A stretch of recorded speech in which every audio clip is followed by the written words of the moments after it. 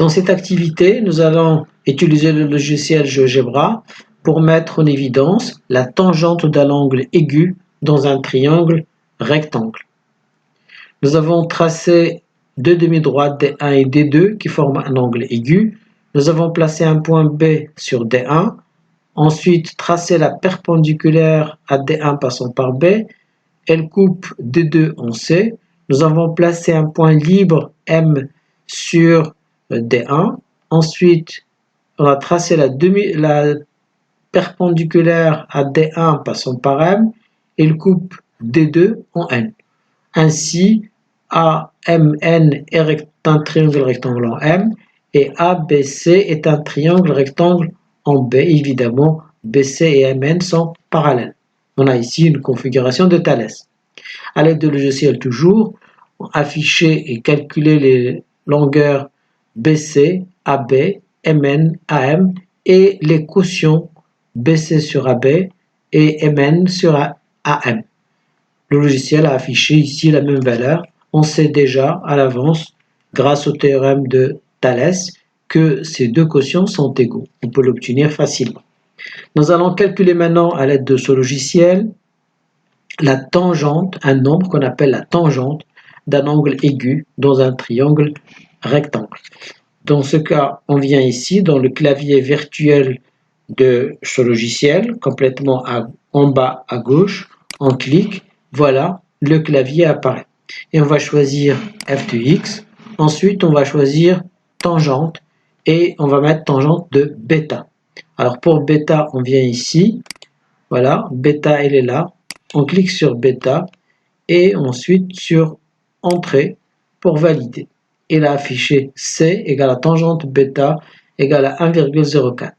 Alors cette étiquette, on peut la mettre ici en cliquant sur le bouton gauche de la souris et en restant appuyé, on tire ici pour le faire apparaître dans la partie graphique de l'écran. On peut maintenant cacher le clavier. Alors c'est la tangente, on peut afficher ce texte. Donc ici, on va mettre tangente de l'angle BAC. On va mettre égal. Ensuite, on va appuyer sur OK pour valider. L'étiquette, elle est là. Voilà. Donc la tangente de l'angle BAC, c'est égal à 1,04 dans ce cas. Et c'est la même valeur pour les deux quotients.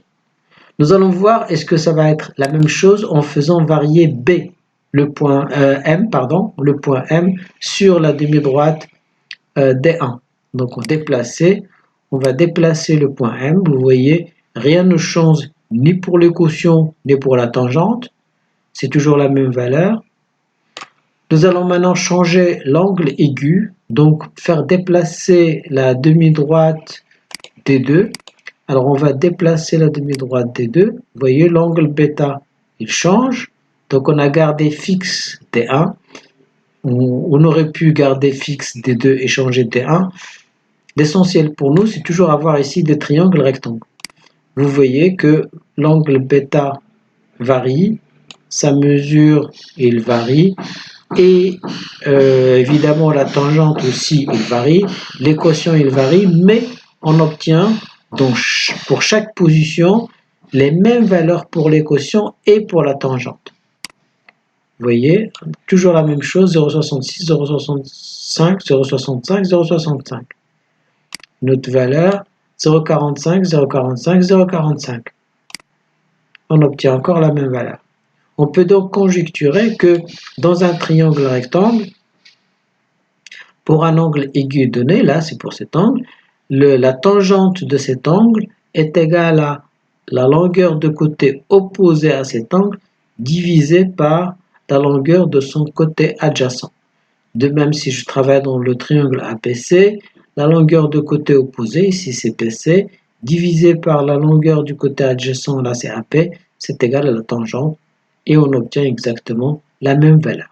Donc c'est la tangente d'un angle aigu dans un triangle rectangle qui est égale à la longueur du côté opposé à cet angle divisé par la longueur de son côté adjacent.